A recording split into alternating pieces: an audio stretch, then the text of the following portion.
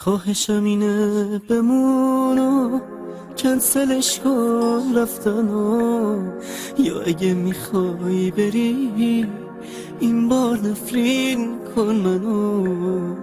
انقدر سرت رو پایین نگیر، آتیشم نزن، این تو و این تیغ و شارت هر چقدر میخوای بزن. تیغو بردار دستامو خط خطی کن تلافیه، عمری من زدم به قلب تو نگفتی کافیه. تو رو به خدا قسم اونطور نگاه نکن به من، لااقل چیزی بگو فوشی بده حرفی بزن. عزیزم دستات نلرزه تیغ اولو بزن، واسه یه خیانت با بی محلی های من. تیغ دومو بزن بذار بریز آبرو، من خیانت کردم اما تو نیاوردی برو.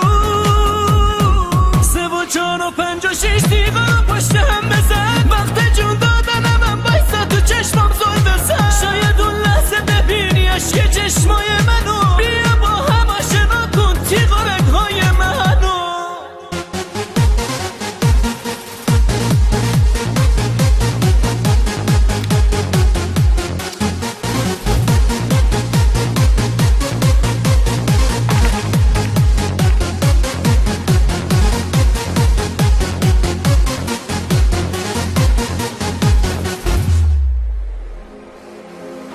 نکنه هنوز مهمه چرا گریه می کنی، الان وقتشه بیا یا منو راحتم کنی.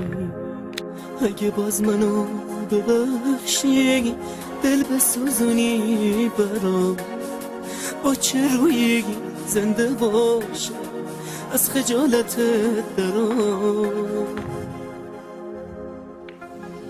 بذار با دستای پرمهر تو رو به قبلشم، اونطوری شاید قیامت با تو رو به رو بشم. توی این دنیا نشد ازت نگهداری کنم، شاید اون دنیا بتونم واسه تو کاری کنم. تیغ و دست دادم اما عزیزم یادت نره، درد این سکوت تو از درد تیغم بدتره. نکنه فهمیدی مثل خود تو رگهای منی، که نمیتونی بری نه تیغ و راحت میزنی. نکنه میخوای ببخشی نه تو رو خدا بزن، اگه بخشیدی عزیزم این نگاه نکن به من. تو که از خونم گذشتی، تو که بخشیدی منو، خواهشن پیشم بمون و کنسلش کن رفتنو.